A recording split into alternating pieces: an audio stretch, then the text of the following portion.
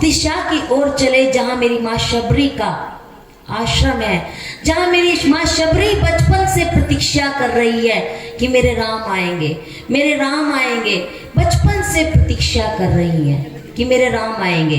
कहते हैं कि शबरी जब छोटी सी थी तभी से भक्ति भाव की थी, बड़ा भक्ति भाव उनके हृदय में था। कहते हैं जब कोई बालक बचपन से भक्ति भाव में लग जाए तो लोक लाज वाले जो लोग होते हैं ना, वो माता पिता से कहते हैं कि अगर इसने इसी प्रकार भक्ति करी तो जल्द ही संन्यास ले लेगा ये बालक। अगर इसको संन्यास लेने से रोकना है तो इनका विवाह करना पड़ेगा। सब संसारवासी यही कहते हैं। माँ शबरी के लिए भी ग्रामवासियों ने कहा।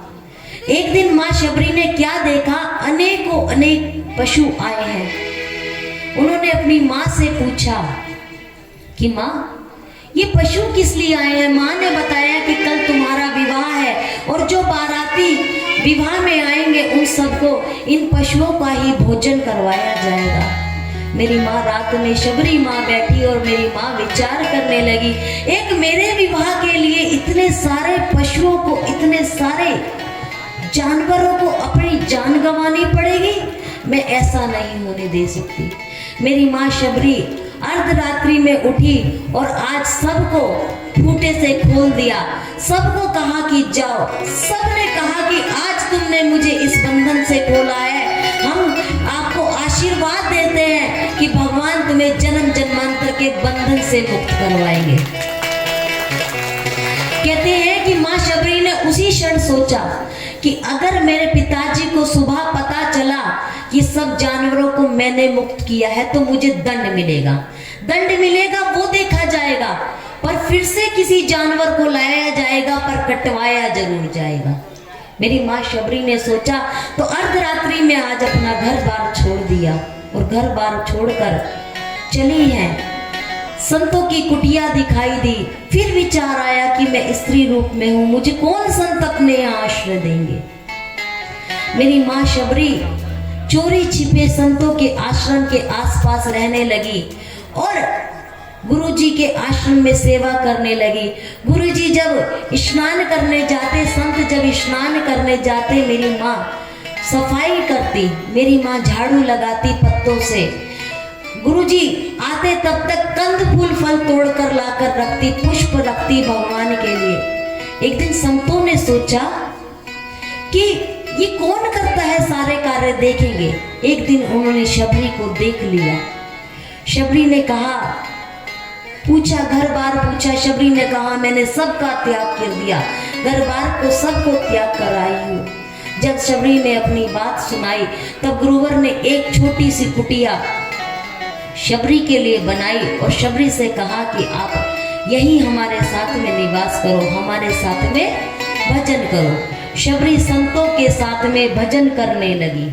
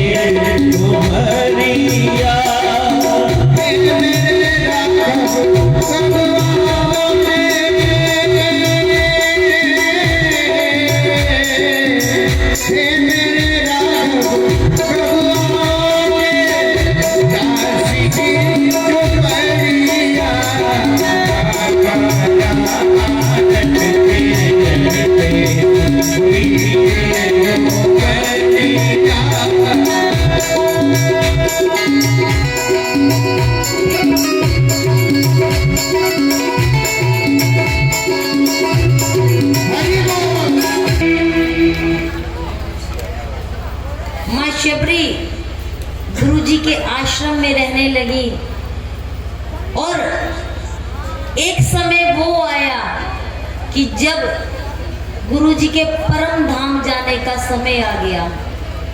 तो शबरी दौड़ी दौड़ी आई, और अभी इतनी बड़ी नहीं है, शबरी छोटी ही है। तो शबरी ने पूछा गुरुजी से, गुरुजी आप कहाँ जा रहे हो? गुरुजी ने कहा कि हम भगवान के पास जा रहे हैं। तो गुरुजी आप कब आओगे? गुरुजी आप कब आओगे? गुरुजी ने कहा कि जहाँ भगवान के पास हम जा रहे हैं वहाँ से कोई नहीं आता है। तो शबरी ने रोना शुरू करा, मेरी माँ शबरी ने रोना शुरू करा, गुरुजी आपके बिना मेरा कौन है? आपकी कृपा नहीं रहेगी तो किसकी कृपा होगी? गुरुदेव ने कहा कि भगवान की कृपा होगी शबरी आप पे, कि तुम्हारे कुटिया में मेरे प्रभु श्री राम जरूर आएंगे। और निशानी बताई है मेरे प्रभु श्री राम की कि क्या क्या निशानी होंगी। कहते हैं कि गुरुजी परम धाम गए, और जब गुरुजी परम धाम गए अगले दिन से वही भक्ति का कार्यक्रम प्रारंभ हुआ। शबरी ने ये नहीं पूछा भगवान से, गुरुदेव से, कि भगवान कब आएंगे। गुरुदेव ने कहा कि तुम्हें दर्शन देने, तुम पर कृपा करने भगवान आएंगे। अगले दिन से शबरी सुबह रोज उठती, बड़ी दूर दूर तक जाकर शबरी गुहार के आती, झाड़ू लगाकर आती, स्नान करके जब वापस आती तो कंद मूल फल लेकर आती, कि जब मेरे रामा आएंगे तब मैं ये खिलाऊंगी। और आज पूरे मार्ग में पुष्प बिछाती। ये समय बीतते बीतते बीतते इतना समय हो गया, शबरी वृद्ध होने को आई। किसी ने कहा कि शबरी अब तो तुम बूढ़ी हो गई, अभी तक भगवान नहीं आए क्या? शबरी ने कहा कि मैं बेशक बूढ़ी हो गई, मेरी भक्ति अभी बूढ़ी नहीं हुई है। मैं बूढ़ी हो गई, मेरा इंतजार बूढ़ा नहीं हुआ है। मेरे प्रभु आएंगे, मेरे प्रभु आएंगे। वो समय आया कि मेरे प्रभु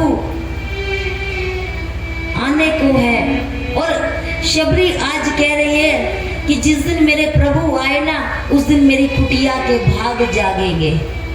सिर्फ उसी दिन मेरे कुटिया के भाग जाग जाएंगे जिस दिन मेरे राम आएंगे। वो राम आएंगे तो अंगना सजाऊंगी, वो दीप जला दिवाली में मनाऊंगी। ऐसे राम नहीं आएंगे। हाँ, सब लोग हाथ दुखाए बैठे हो, राम कैसे आ जाए? हरि बोल, खड़े होकर के नृत्य करते हुए राम जी को बुलाएंगे। जय श्री राम, हरि बोल।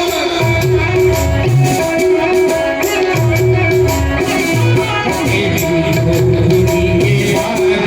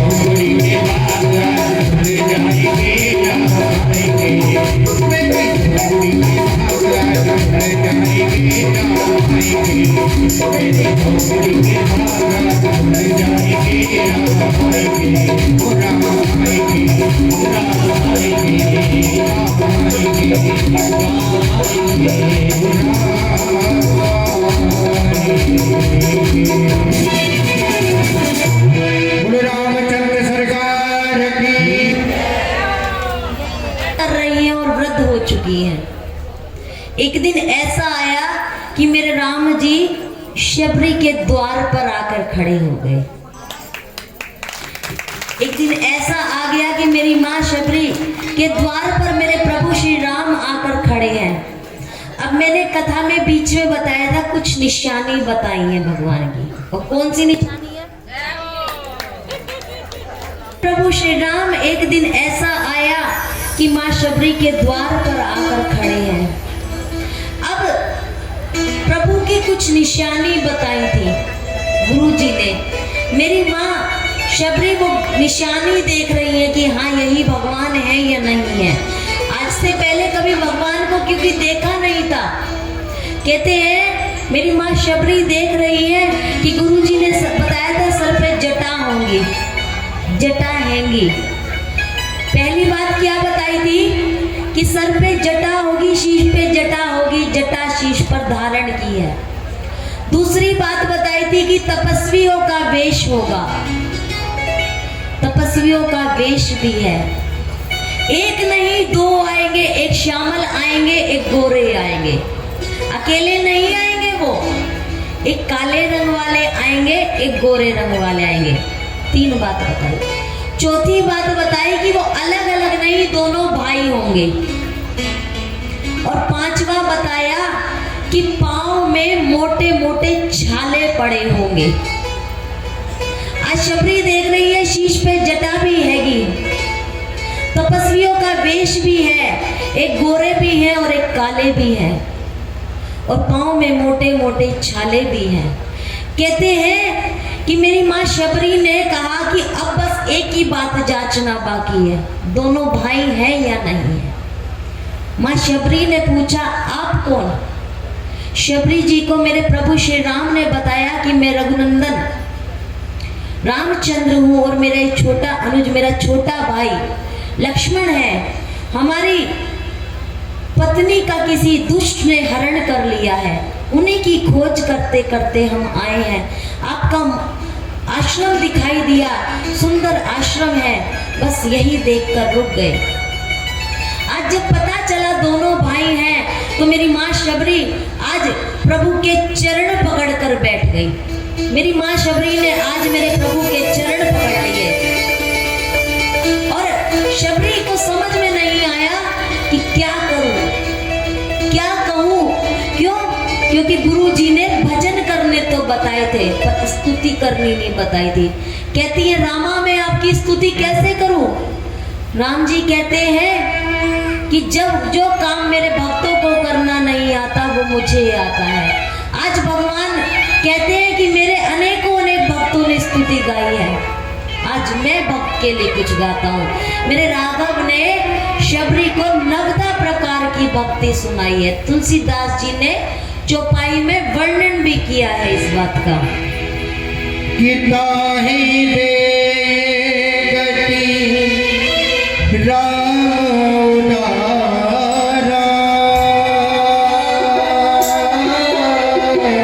शबरी के आश्रम पगधारा।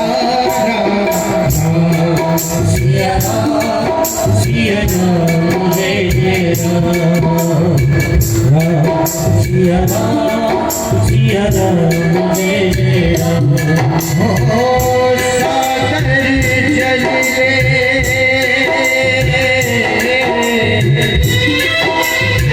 सागर चले पाव पधारे,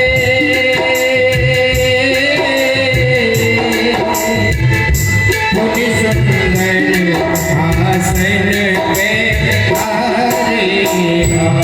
सिया राम सिया राम जय जय राम, सिया राम सिया राम जय जय राम।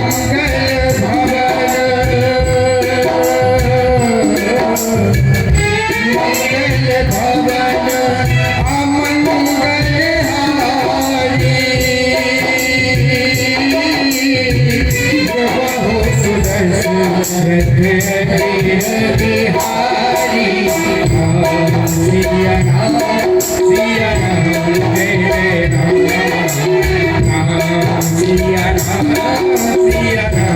जय राम। ओ नवदा भक्ति कहो तुहि पाहि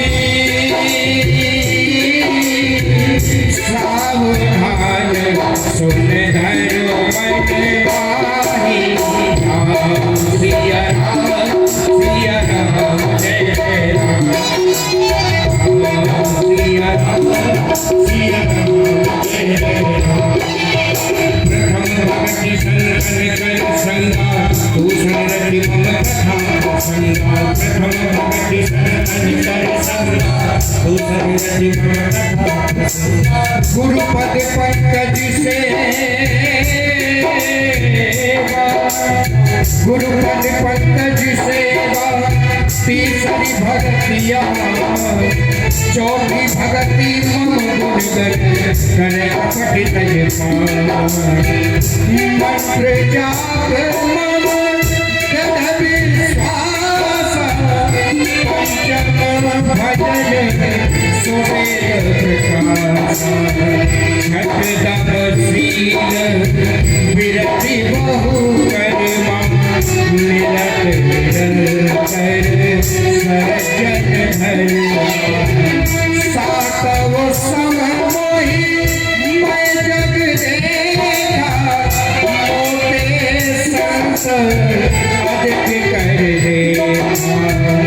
आठव जहाँ लाभ संतोषा सपने हो नहीं पद नवम सरल समझन चल हीरा नवम सरल समझन चल हीरा मम भरोस ही नदीरा नवम भयो एक के होई नाल पुरुष सचराचर हो सोई अतिशय प्रिय भावनी मारे सकल प्रकार भक्ति ऋण सोए मंगल भवन अमंगल हारी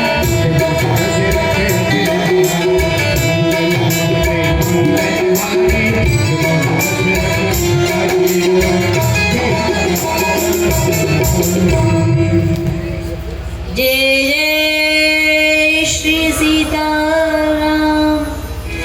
कहते हैं कि आज मेरे प्रभु ने नवदा प्रकार की भक्ति सिखाई है और आज मेरी माँ शबरी ने राघव के चरण छोड़े और राघव को एक टूटी फूटी खाट थी टाट था उस पर बिठाया।